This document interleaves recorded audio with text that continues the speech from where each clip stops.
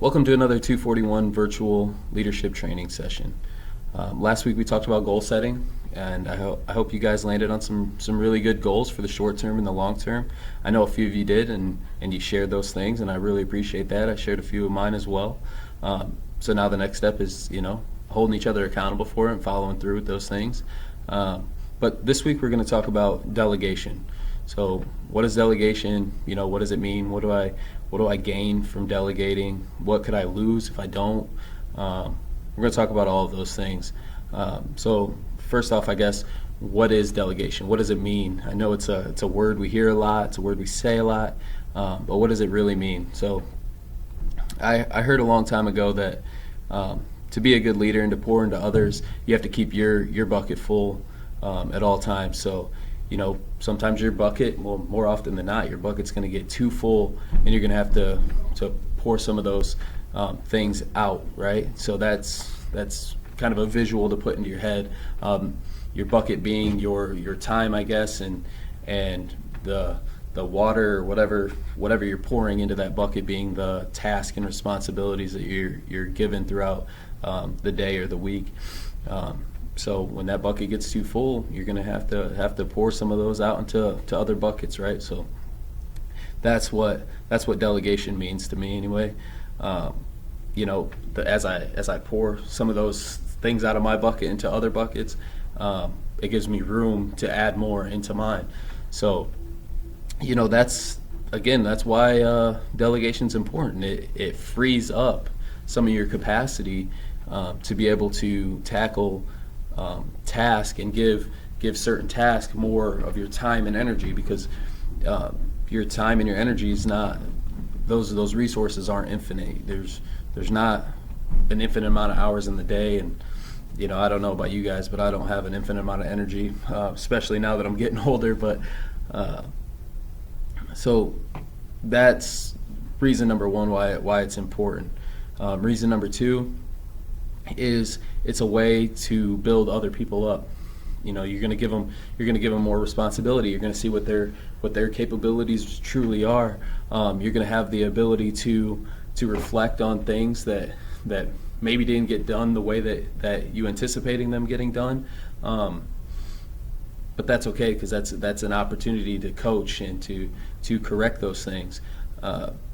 It's a way to let other people know your philosophy and your mindset, and to learn theirs, so you can find that common ground. And really, that's the way to become an effective leader, is by building other effective leaders, right? So what you're doing is you're making your team be able to run without your constant influence in every task, because they are already going to know the way that you're thinking, the outcomes that you're looking for, and they're going to be able to do those things without you having to have your thumb on every little thing, right? That's micromanaging, and we don't want to be those kinds of leaders. So now, first, I guess, is deciding what it is that you need to delegate. Not want to delegate, what you need to delegate. You have to delegate. You have to. If you're not delegating, then more than likely you're not completing tasks to the best of your ability. You're probably giving things minimal amounts of effort and time to try to get all these things done, just to say you got them done. But are they done to the best of your ability? Probably not, if you're not delegating. So, I want you to think about your time and your energy as it's a resource pool. It's this finite thing, right? It's like a gas tank. The only way to increase the capacity of that gas tank is by bringing other people into your circle, right? You're giving yourself more time and more energy by adding all these other gas tanks to the mix. So that's the best way I can put it to you. So number one, you need to decide what it is you're going to delegate. So how you do that, and how I do that, I guess, is I use something called the Eisenhower matrix. And shout out to Edgar for introducing this idea to me. But I use it every day. So what the Eisenhower matrix is it's this right here. So it's a 4-quadrant table, and it has 2 axes. Right? So this, sorry, it's backwards to you, but that says urgent and that says important. So this is your important axis, and this is your urgent axis. So when you put a task into your schedule or into what you need to get done, you're going to decide how urgent is it and how important is it. So anything that is super urgent and super important is going to fall into that quadrant. And I guess a good example of that would be, let's just say that somebody rushes, sorry to be dark about this, but let's just say somebody rushes in the office and somebody broke a finger on the floor. That's pretty urgent and that's pretty important. I'm gonna have to tackle that right now, and it has to be me. So that's gonna go in the urgent and important quadrant. Now let's just say that I have to get a list to HR of people rolling over their vacation hours, and that one comes to mind because that's the time of year we're in. But that's pretty important. And let's just say they put a time frame. They need it by the end of the week. That's pretty important, but it's not necessarily urgent.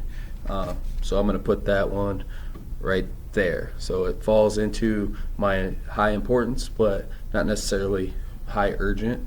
So those are things that I'm going to schedule for some point in my week.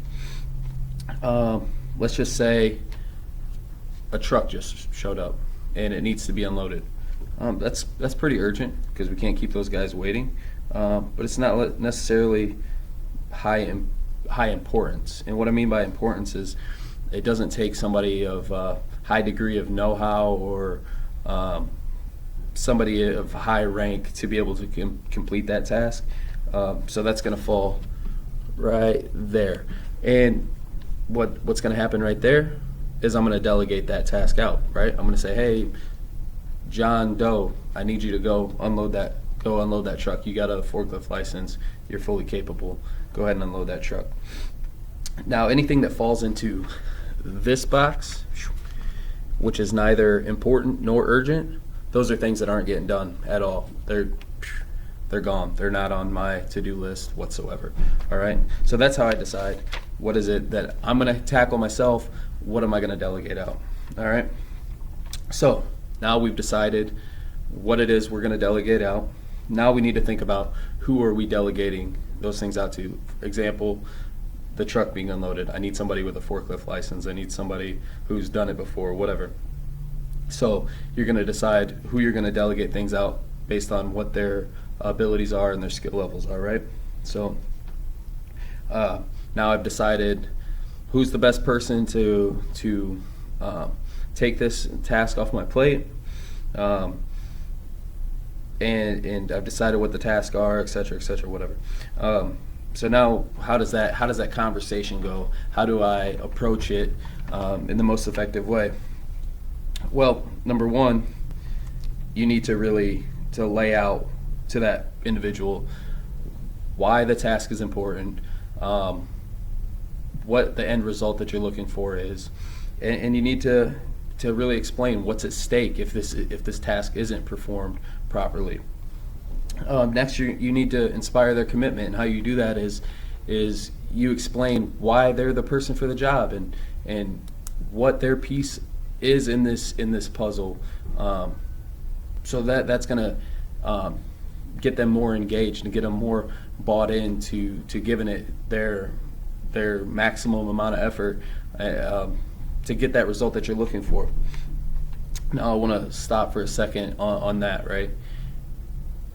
You need to really lay it out. You need to really lay out what the result that you're looking for is. Any hiccups that you may anticipate or you may see, you need to give those warnings now.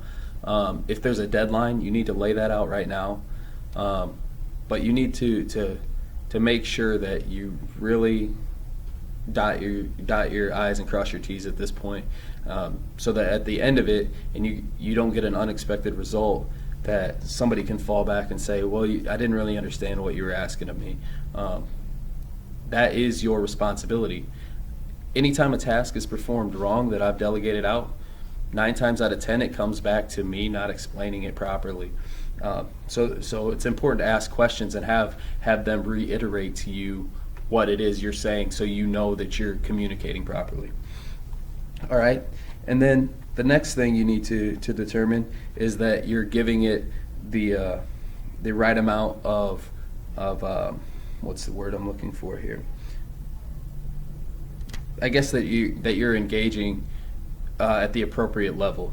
So what I mean by that is, if you're engaging too often, too frequently, too much, you're micromanaging, and you don't want that. That puts a sour taste in people's mouth. You're not really trusting them with accomplishing this task. But if you're engaging too little, then your team's going to feel unsupported. They're going to feel like they're being used, I guess, that you're being lazy, and you don't want that either. So I think it's really appropriate that when you delegate a task out, that you are asking the question, do you need me out there? Let's just use an example of, I'm delegating a task out to my line lead of going out and getting his team together, or her team together, and give them particular news, or maybe a policy change or something to that effect. I'm going to ask them, do you want me to come out there with you? Do you want me to present it to the team? And a lot of times they're going to say no, that they got it, and awesome. But there is going to be times where they're like, yeah, I could really use your support, and you're going to get that then, rather than just being like, hey, I need you to go do this, and then leaving it at that. So it's important to ask those questions of how frequent do they want to see you, or do they want you to follow up on them, and what the level of engagement that they want to see out of you. So with all of that, I think we've pretty much covered delegation. So I want you to, in a good test to know, am I delegating enough, is think about, and maybe you've done this, think about if you were to go on vacation for a week or two, how would things operate? Would things run smoothly? Would your team know what your expectations are? Would they know what your philosophy is on how to handle certain things? Or would they be lost without you? If you're coming back, and let's just say you have gone on that vacation, and you've come back and things are kind of all awry, and you have to do damage control, then you probably haven't delegated enough to where people know what your mindset and your philosophy is, and you need to up that level of delegation. A lot of younger leaders, and I experienced this myself, think that delegation is you being lazy, and that's absolutely not the case.